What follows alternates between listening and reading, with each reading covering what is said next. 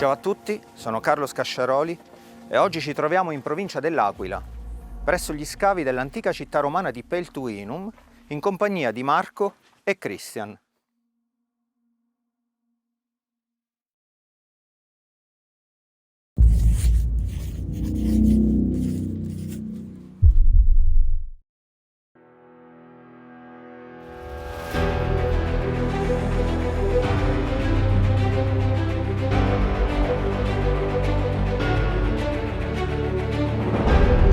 Peltuinum si trova in provincia dell'Aquila, tra i comuni di Prata Lanzidonia e San Pio delle Camere.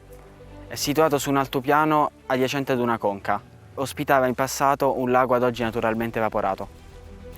La presenza dell'acqua fu sicuramente determinante per l'insediamento, che era un importante punto di sosta per i pastori che d'inverno si dirigevano a meridione con il loro gregge.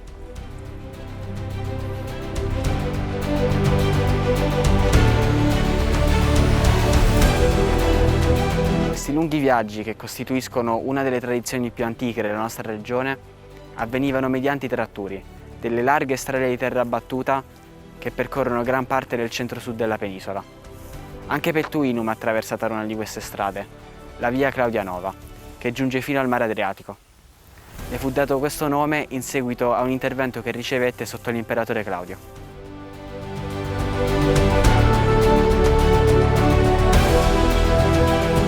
Peltuinum nacque come città romana nel III secolo a.C. e subito rivestì un'importante funzione essendo situata sulla Claudianova, che è l'unica strada che porta verso il mare Adriatico. La sua importanza, oltre al fatto che si estende su una vasta area, è data dal fatto che praticavano molto commercio di bestiame e producevano vino e zafferano. Così, già dall'era di Augusto, la città ebbe una popolazione di circa 11.000 abitanti. Purtroppo però la decadenza di questa città è probabilmente legata al terremoto del 346 d.C. e alle diverse distruzioni delle guerre gotico-bizantina e longobarda. L'ultima e fatale distruzione fu però opera dei Franchi che, sotto il governo di Carlo Magno, assediarono la città e la distrussero. Quest'ultima venne poi ricostruita dai Normanni e sotto il nome di costoro perse la denominazione di Peltuinum e divenne Civita Sidonia, dal nome di Sidonio che al tempo era il patrone della città, che ormai era diventata un feudo.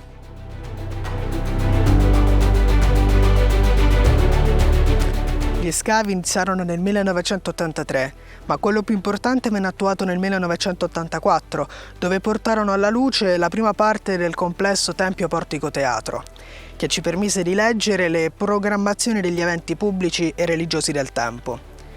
Gli scavi successivi, però, ci aiutarono a portare alla luce gli edifici della fortificazione occidentale e la restante parte del Tempio Portico Teatro.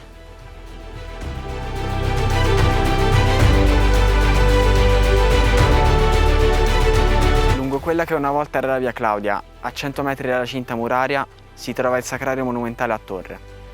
A causa dell'azione degli agenti atmosferici, del sacrario è rimasto solo il nucleo in cemento, che è però bastato agli archeologi per individuarlo nella tipologia di tomba a torre.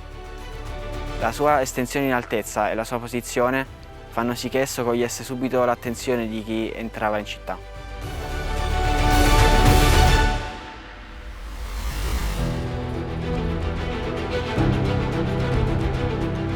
La porta ovest della città è l'unica di cui sia rimasta traccia. Essa aveva un passaggio a doppio fornice, chiuso tramite una saracinesca manovrata da una camera posta più in alto. In una delle due torri fu ricavato un ufficio doganale.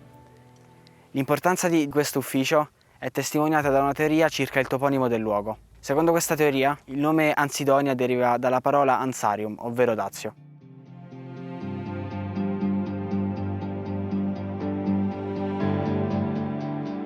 A nord della porta ovest si estende per 500 metri un tratto della cinta muraria, posizionato sul ciglio del pianoro. Essa è composta da un basamento di blocchi di pietra che sorregge un'opera incerta. Per tutta la lunghezza del muro, a partire dalla porta ovest, erano presenti svariate torri, posizionate agli snodi delle mura. Esse erano disposte di camere di avvistamento e apprestamenti bellici. Compreso tra due torri è presente il piccolo monastero di Santa Maria Sidonia, il cui nome deriva, come per la città stessa, dal conte Sidonio. Il monastero fu attivo dal VII al XVII secolo, periodo nel quale gli furono apportate svariate modifiche. Quella considerata essere più recente è l'aggiunta di una pavimentazione in pianelle. L'antico muro romano costituiva l'appoggio per la struttura, mentre in una delle torri è stato ricavato un magazzino utilizzato per le derrate alimentari.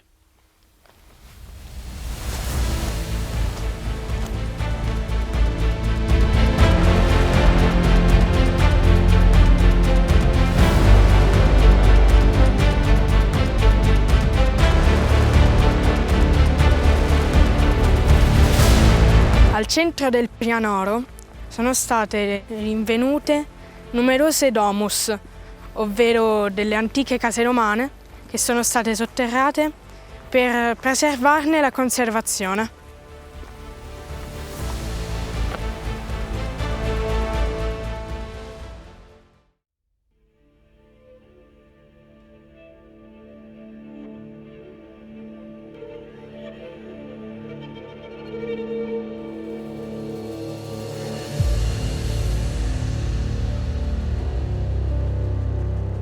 Il tempio e il teatro erano gli edifici più importanti della città.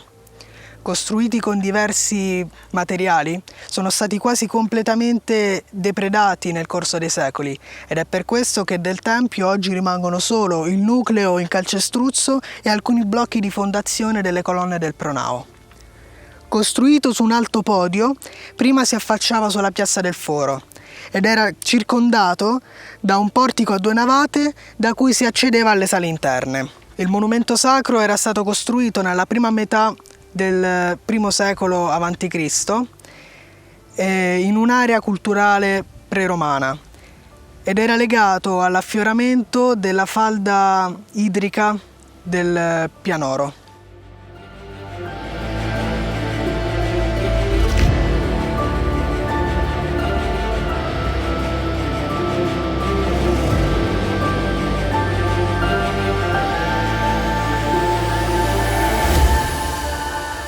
Il teatro è stato costruito appoggiando quasi integralmente i sedili per gli spettatori al pendio collinare. Perciò questo teatro aveva anche la funzione di contenere il terreno della terrazza superiore, su cui gravava il peso del tempio. Durante i secoli questo teatro fu colpito da diversi terremoti di non grande intensità, che richiesero solo interventi di restauro. Ma il sisma del V secolo, disastroso per la città, lasciò solo poche gradinate nella parte più bassa della cavea. Del teatro sono ancora visibili il palcoscenico e le fondazioni della quinta scenica. Del sistema con cui si alzava e abbassava il sipario sono presenti ancora i pozzetti entro cui si muovevano i pali di legno che erano legati al telone e la camera in cui si manovrava l'argano legato ad essi. Dopo il terremoto del V secolo, questo teatro divenne una cava di materiale edilizio, dapprima usato per dei forni da calce, poi per restaurare la chiesa di San Paolo.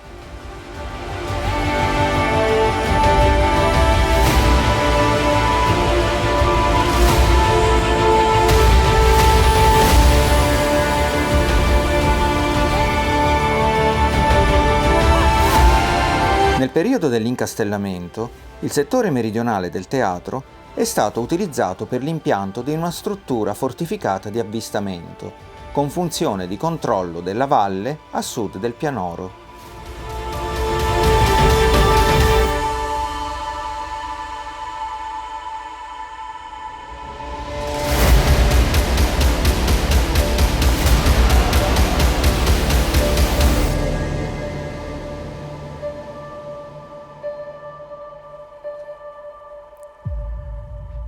Spero che anche questa avventura vi sia piaciuta e vi aspettiamo alla prossima puntata. Ciao!